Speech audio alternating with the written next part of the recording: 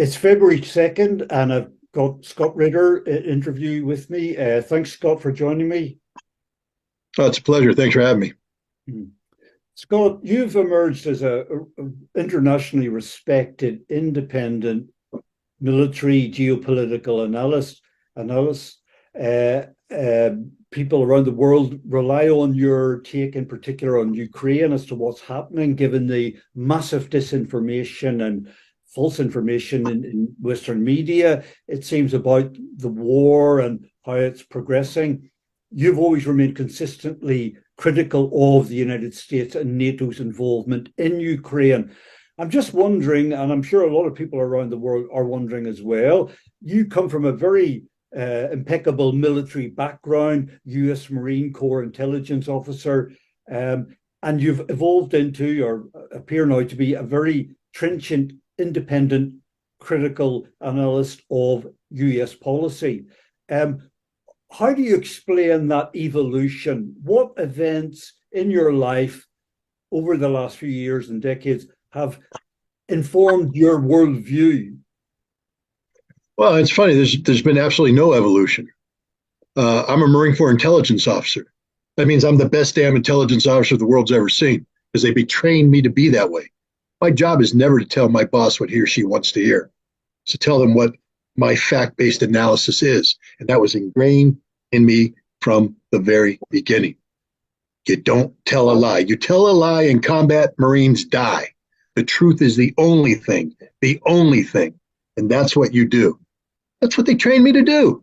Look, when I was an inspector with the INF Treaty, I was operating in Vodkinsk at a ballistic missile factory at a time when the Defense Intelligence Agency was saying the Soviets were producing hundreds of missiles that they were holding on to, and the key to that was the ability of the Soviet Union to produce like 200 missiles at this factory per year. Well, I got there and doing what I did. I wrote a detailed assessment that said, no, the most they could produce is 60 to 80 a year. It's based on the ground truth observations. I submitted that report and I wrote it as a lieutenant. Lieutenant. And I was called in by a brigadier general with a panel of colonels at the Defense Intelligence Agency. And they said, you have to change this report. I said, why? They said, because budgets are involved, billions of dollars of budgets are involved, and we have to have this number. There has to be a threat. And our analysts, all of whom are more experienced than you, all of whom know the world more than you do, don't agree with you. I said, but none of them have been in Vodkinsk, where the missiles are actually produced. I have. Therefore, I win. You lose. And they said, well, we can hurt your career. I said, no, you can't. You're an Air Force general. I'm a Marine.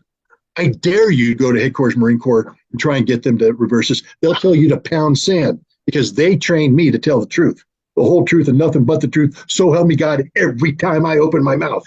And I won. And I did that over and over again. During the Gulf War, I was on General Schwarzkopf's staff. One of my jobs was to account for Scud missiles, Scud missile launchers. We knew that the Iraqis had 19 of them. By week 2, we had killed 64. I'm just a simple Marine. But if they only have 19 and we killed 64, we got a problem. And so I started to say, obviously, we're not killing what we think we're killing. There's a problem here. And I was the guy that got to make the final assessment on whether or not we killed a Scud or not. I was the final analyst. And every time reports would come in, I would say, no, no, no, no, because there wasn't clear evidence. Finally, at one point in time, the Air Force dropped bombs on a grouping of vehicles near Al-Qaim in northern Syria. And the videotape came in, and somebody snuck a copy to General Schwarzkopf, the Commander-in-Chief, First Star General. And they said, look, we killed Scud. So he went on TV, national TV, and gave a briefing. He brought in Buster Glosson, and they briefed it as we killed at least seven Scuds. And I'm like, you don't get to make that call. Not your job, General. It's my job. And when I look at the videotape, I say we killed 7 oil tankers. That these aren't Scuds. Nothing about the report made sense from the missile launch. If you're going to launch a missile from a site, one would expect the Scud launcher to be driving away. lights out, trying to hide. These vehicles are driving towards the Scud launch with lights on. And I'm like, no. And so my job is to write the final report. So even after his briefing, I wrote the report and I said, confirmed Scud kills, 0. The next morning, a colonel came in and he said, you have to change the report.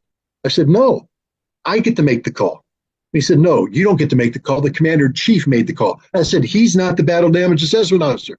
His name isn't on the report.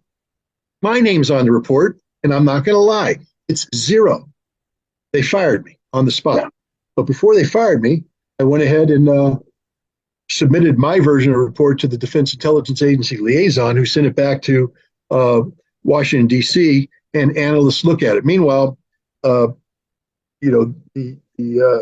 it's to Colin Powell, who at that time was the chairman of the Joint Chiefs of Staff. And Colin Powell calls Schwarzkopf and says, hey, look, the numbers aren't right. Schwarzkopf blew up. I mean, he literally said that I was the dumbest guy in the world, couldn't be trusted and all that stuff. But then the DIA people did photo enhancement and stuff. They came back and said, no, they're oil tankers. They're not Scuds. Scout Ritter was 100% correct. So I was given my job back. But my point is, my job is not to please the general. It's never been to please the general, and I will never please the general if it requires me to lie. I tell the truth, the whole truth, and nothing but the truth, and you just let it fall where it does. Not my problem how you respond. I don't give a damn. Never have. Some people, Scott, would accuse you of being treasonous or anti-American about your views on Ukraine, the war in Ukraine. They would say Scott Ritter's a Russian Kremlin stooge and you're bad-mouthing American involvement in Ukraine. What do you say to people who accuse you or try to say that about your analysis? They can go to hell. I've never been wrong. I'll just say that straight up. About the big picture, I've never been wrong. Why? Because I'm not trying to impress you by being right. I'm not trying to feed you what you want to hear. Again, I go back to my time as a weapons inspector. When I was brought in, we didn't know how many missiles the Iraqis had. I did a detailed assessment, and I was the only one in the world that came out and said they're hiding 100 missiles. They're like, well, how do you know that? And I said, here's my proof, here's the evidence, here's how I did it. 2 months later, the Iraqis confessed they were lying. How many missiles were they hiding? 98. And I said, see, I don't make shit. I don't make stuff up. I tell the truth. It's solid analysis. Now, people would say that by putting out that analysis and it's against the U.S. government, that I'm a traitor for telling the truth? No, I'm not a traitor for telling the truth. And I fought the U.S. government the entire time I was a weapons inspector about these missiles, because once we accounted for those 100 missiles, I then carried out a 1.5-year investigation where we proved there were no more missiles left. But the CIA couldn't handle that. I actually went to the director of the CIA's office in the White House and briefed him and his staff on my findings. And their response was, yeah, that's nice, but the number we're going to keep is 12 to 20, and that's never going to change no matter what you do. That's not an integrity problem on my part. That's an integrity problem on their part. And if you call me a traitor for that, you have no idea how the United States works. Let me make it clear to your audience. The United States is not the United States government. Never has been, never will be. The United States government doesn't represent the United States. We, the people, do. Read the Constitution. We, the people of the United States. Scott, have you always believed in that? Have you always felt like that? Has that always been your distinction? I took an oath to uphold and defend the Constitution of the United States of America against all enemies, foreign and domestic. Yeah, it's the only thing I believe in is the Constitution. I don't believe in anything else. I believe in the Constitution. Scott, can I just ask you, when you were a younger guy training as a Marine commando, did you believe that America was all virtuous and its interventions around the world were all for a good cause? Or were you always critical of US involvement, military involvement in various parts of the world? Well, let me answer the question this way. When I joined the on-site inspection agency to go into the Soviet Union, the prevailing thing was the Soviets cheated, they lied, they stole, they never told the truth. And that became apparent right from the beginning that just wasn't true. And so I was like, no, you guys are wrong. And it was clear at that point in time that politics were always involved in big analytical decisions, that analysts were trying to please a political boss. The difference between them and me is I'm not trying to please anybody. My job was to tell the truth. The same thing in the lead up to the Desert Storm. I was brought in on a planning cell that was headed by the Commandant of the Marine Corps, 4 stars. And I worked for Major General Caulfield, 2 stars. And he brought me in and he wanted me to brief him on Iraq. And I said straight up, we're fighting the wrong Arabs. I said, the Iraqis are the good guys here. The bad guys are the Kuwaitis. They're slant drilling. They're stealing the oil. So I tell them straight up, we're fighting the wrong guys, but it doesn't matter because my job wasn't to make the decision. My job was to prepare a military plan capable of defeating the Iraqis. The reason why we're doing that's up to the government. If people had asked me straight up, do you think we should be going to war against Iraq? The answer is no, absolutely not. It wasn't my job.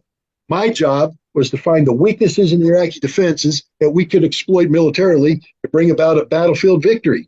But I've always known the U.S. government lies. They've been lying from day one. But again, let me just remind the audience, I don't work for the U.S. government. The U.S. government works for me.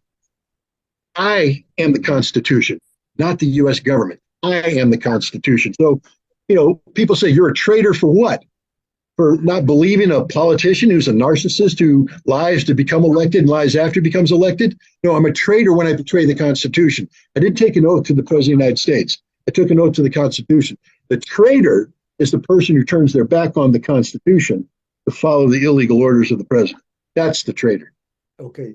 And do you think that kind of traitor behavior has increased among the US government in recent decades? Has that kind of betrayal of the Constitution, as you describe it, has that become more prominent in US government conduct, in US government foreign policy over the last few years, in your opinion? In my opinion, the U.S. government views the Constitution to be a liability, be an impediment. And, from the Department of Justice on up, they're looking for ways to get around the Constitution. How long has this been happening? I haven't been around forever. I came into, adulthood in the late 70s, early 80s. But I can say without fear of contradiction, look, when I was going through Marine Corps training, Iran-Contra was taking place. Iran-Contra. We all knew what was going on. We knew the Reagan administration was violating the Constitution. They violated the Boland Amendment, which means they're in violation of the Constitution. They're not listening to what they're constitutionally obligated to listen to, which is a law passed by the United States Congress. The president can't go around that, but they did. The whole Iran-Contra scheme was a lie. The whole Nicaragua thing, a lie. We knew this, but our job isn't to report to Reagan. Our job is to defend the country. The job is to uphold and defend the Constitution. So I've been doing that from day one. I've known my government is composed of nothing but liars from day one. But I don't work for the government. I work for the people. I defend the Constitution. Scott Ritter, thanks very much for your frankness, your candid answers. Thank you, Scott. Well, thanks for having me. Have a great day.